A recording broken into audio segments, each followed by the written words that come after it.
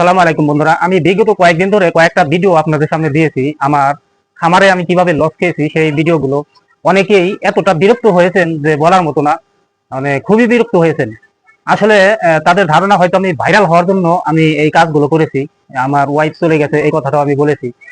আসলে মানুষ দুর্দশায় দুর্ভোগে পড়লে সব দিক থেকেই কিন্তু কথা শুনতে হয়। তারপরেও অনেক দেশি ভাইরা আমাকে সাপোর্ট করেছেন, আমাকে সমর্থন দিয়েছেন, আমাকে সৎ সাহস দিয়েছেন।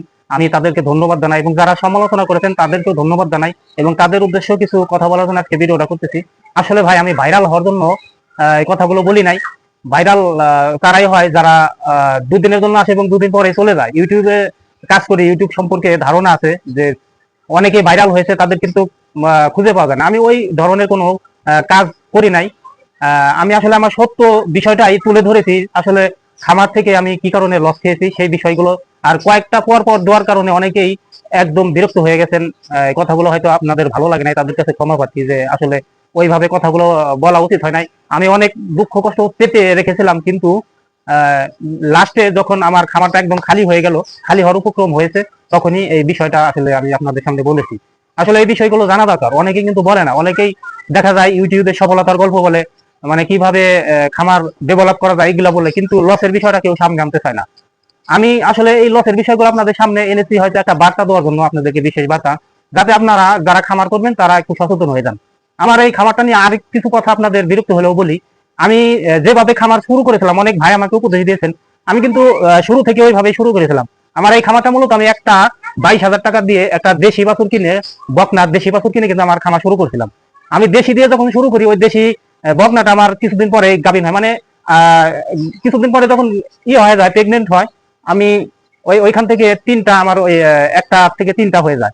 কিন্তু ওইখান থেকে লাভ পাচ্ছিলাম না, মানে 1-1.5 কেজি দুধ হয়, তাও দহনকালে লাথি মারে।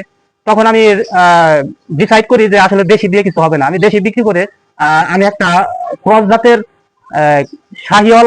শাহিয়াল এবং ফিজিয়ান ক্রস জাতের একটা গাভী বকনা 6 মাসের প্রেগনেন্ট আমার শ্বশুর বাড়ি থেকে কিনে নিয়ে আসি 90,000 টাকা দিয়ে।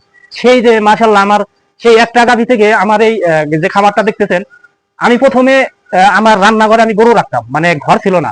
আস্তে আস্তে আমার যে এই খামারটা দেখতেছেন, আমি কিন্তু ঋণ ধার করে করি নাই। আমার এই খামার থেকে ডেভেলপ হয়েছে, টাকা ইনকাম হয়েছে, তারপরে আমি এই খামারটা বাড়াইছি। আমার এইখান থেকে আমি 13-14 লিটারের গাভী, আমি ভিডিওতে বলেছি, আমি তৈরি করেছি। আমি এই খামার থেকে 4টা ইমন গাভী বিক্রি করেছি। আমার সেই পুরানো গাভী দিয়ে 5টা গাভী বিক্রি করেছি। এরা হচ্ছে খামারকে উন্নত করার যে একটা মানে তারা 14 লিটার 13 লিটার করে দুধ দিত এবং বছর বা বিয়ানে বাচ্চা দিত, প্রত্যেক বছর একটা করে বাচ্চা পাইতাম। এই জন্য আমার খামারটা তাড়াতাড়ি ডেভেলপ হয়ে যায়।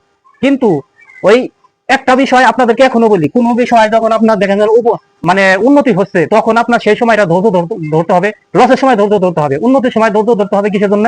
আপনার হয়তো আরো বাড়তি কিছু পাওয়ার আকাঙ্ক্ষা হয়ে যায়। ওই আকাঙ্ক্ষা থেকেই ভাই আমি আমার চাকরিটাও তখন ছেড়ে দেই। যে খামার থেকে কিন্তু আমার তখন ভালো ইনকাম হচ্ছিল। দৈনিক 60 লিটার দুধ 60 টাকা কেজি ধরে আমি মিষ্টির দোকানে দিয়ে দিয়েছিলাম। গ্রাম অঞ্চলে 60 টাকা কেজি করে দুধ কিন্তু ভালোই।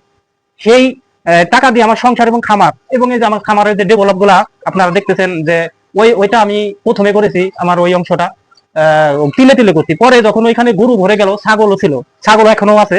আবার এইটুকু আমি পরে করছি, এই যে খামারটা দেখতেছেন এটা আমি পরে করছি। এবং মোটা তাজার বিষয়ে অনেকেই উপদেশ দিয়েছেন, মোটা তাজা করতে গেলে বাড়তি টাকার দরকার। আমি মোটা তাজারও সিস্টেম করেছিলাম, আমার ওই পাশে জায়গা রাখছি, যে আমি ওই পাশে মোটা তাজা করানোর, যে আমার খামার থেকে যে 6-7টা গাবি আছে, সেখান থেকে 2-4টা সার হলে আমি ওইখানে তাদেরকে সাইড করে মোটা তাজা করবো। সেও প্ল্যানও আমার ছিল, সমস্ত প্ল্যানই ভালো মতো চলছিল এবং সবকিছুই একদম ধাপে ধাপে উন্নতির পথে যাচ্ছিল। মাঝখানে 2টা জিনিস আমার মানে এই খামারকে দাবিয়ে দেয়। সেটা হচ্ছে লোন কিস্তি করে গাবি কেনা 1 নাম্বার, আর 2 নাম্বারে আমার যে ভালো মানের গাবি ছিল সেটা বিক্রি করে আমার গাড়ির লাইনে টাকা ইনভেস্ট করা। এই 2টা মারাত্মক ভুলে আজকে আমি অধপতনে গেছি। আজকে আমি ইউটিউবে আপনাদের সামনে ভিডিও দিলেও আপনারা বিরক্তি বোধ করেন, এবং সমাজে সংসারেও আমি এখন মানে অপ্রাসঙ্গিক একটা লোক। মানে এইগুলো এই সিস্টেমে যাতে আপনাদের পড়তে না হয়, সেই জন্যই আমি ভিডিওটা করেছি।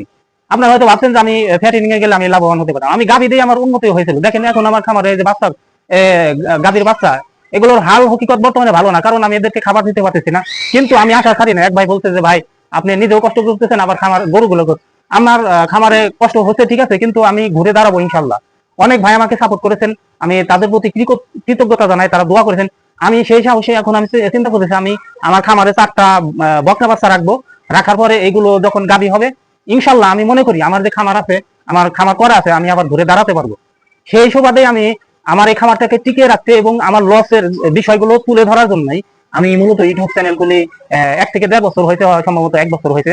আমি ভাবছিলাম যে এইখান থেকে কিছু টাকা হলেও যে আমার এই খামারটা আমি আসলে চালিয়ে যেতে পারবো, কিন্তু দুঃখের বিষয় এখান থেকে পাই নাই। অনেকের ধারণা হতে পারে যে আমি এখান থেকে টাকা পাচ্ছি, কিন্তু না, আমি এখান থেকে কোনো টাকা পয়সা এখনো পাই নাই। যদি পাই তাহলে আমার এই খামারটা আসলে আমি চালিয়ে যেতে পারবো। আমার যে অপ্রাসঙ্গিক কথাগুলো আবারও আপনাদের সামনে তুলে ধরলাম, আবারও আপনাদের কাছে ক্ষমা চাই, আমাকে মাফ করবেন। আমি আসলে আমার এই দুঃখের কথাগুলো আবারও বললাম। সকলেই ভালো থাকবেন, আর ভিডিওটি ভালো লাগলে অবশ্যই একটা লাইক দিবেন, চ্যানেলটি সাবস্ক্রাইব করে পাশে থাকবেন। সকলকে ধন্যবাদ। আসসালামু আলাইকুম।